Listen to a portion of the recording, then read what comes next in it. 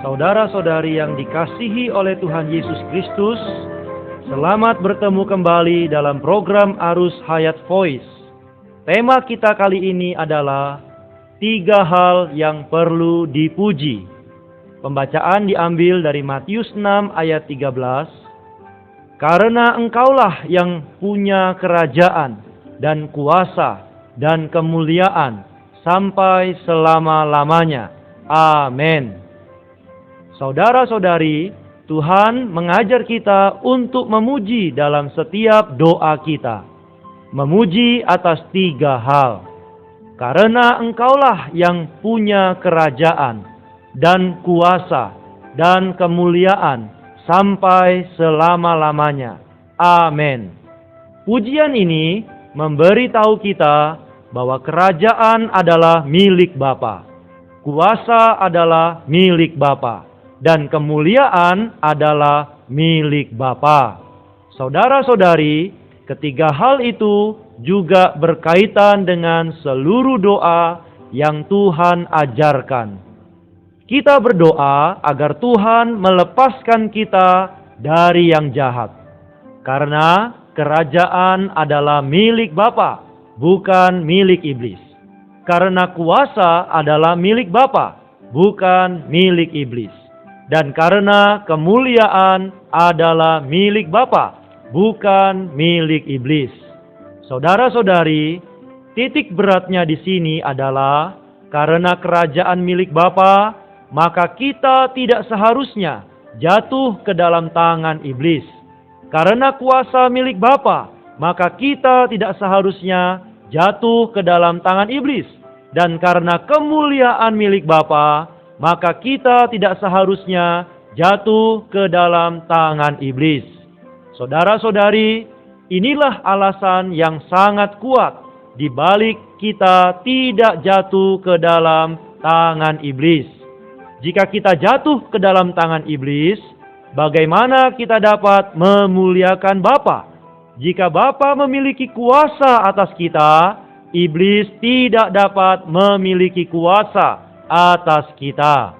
Saudara-saudari, karena kerajaan, kuasa, dan kemuliaan semuanya milik Allah, maka orang-orang milik Allah bisa terlepas dari semua pencobaan dan terlepas dari tangan iblis.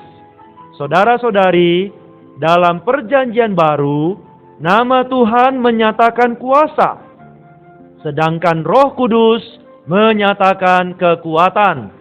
Semua kuasa ada di dalam nama Tuhan, sedangkan semua kekuatan ada di dalam Roh Kudus. Roh Kudus adalah kekuatan Allah. Kerajaan menyatakan pemerintahan surga dan kuasa Allah, sedangkan kekuatan menyatakan bahwa semua kekuatan ada di dalam Roh Kudus. Saudara-saudari, ketika Allah bergerak, Roh Kudus menjadi kekuatannya. Karena kerajaan adalah milik Allah, maka iblis tidak ada tempat untuk melaksanakan pemerintahannya. Karena kekuatan adalah milik Roh Kudus, maka iblis tidak dapat menjamah Roh Kudus. Saudara-saudari, Matius 12 ayat 28 memberitahu kita bahwa ketika setan-setan membentur Roh Kudus, mereka terusir keluar. Terakhir, kemuliaan juga milik Allah. Sebab itu, kita dapat mengumumkan dan dengan lantang memuji, karena engkaulah yang punya kerajaan dan kuasa dan kemuliaan sampai selama-lamanya. Amin. Saudara-saudari, Tuhan mengajar kita berdoa demikian. Ini tidak berarti kita harus menghafalkannya seperti satu upacara keagamaan, melainkan berdoa menurut pola ini. Saudara-saudari, semua doa haruslah menurut pola ini. Mengenai Allah, kita damba, namanya dikuduskan, kerajaannya datang, dan kehendaknya terlaksana di bumi seperti di surga. Mengenai diri kita, kita meminta Allah melindungi kita.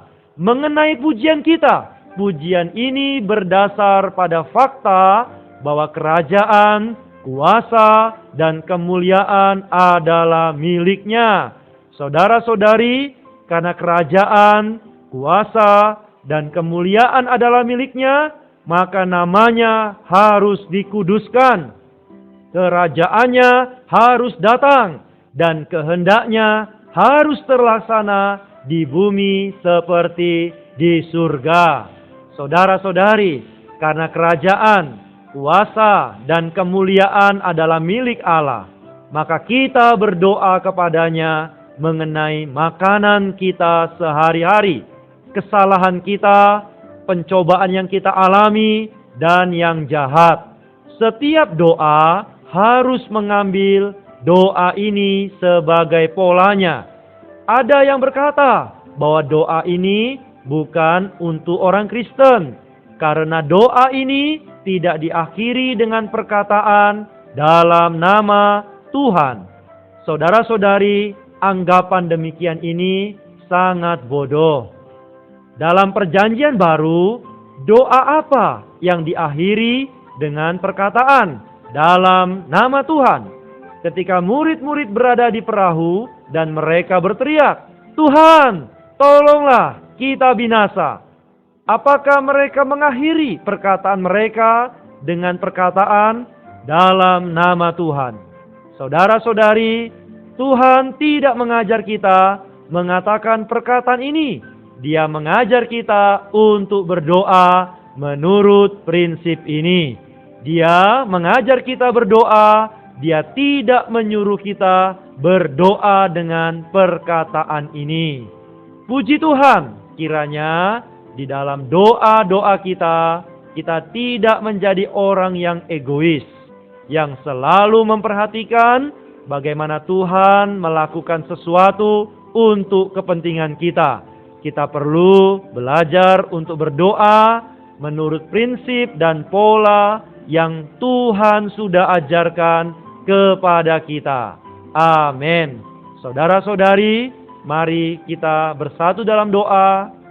Tuhan Yesus, kami bersyukur Engkau mengajarkan kami bagaimana berdoa. Berdoa sesuai dengan kehendak-Mu. Tuhan Yesus, berdoa sesuai dengan isi hati-Mu. Tuhan, dalam doa kami mau juga belajar untuk memuji Engkau dalam situasi apapun.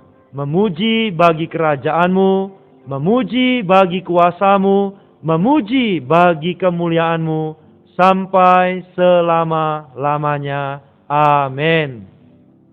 Demikianlah firman Tuhan. Sampai bertemu di kesempatan berikutnya. Kasih karunia Tuhan menyertai roh kita sekalian.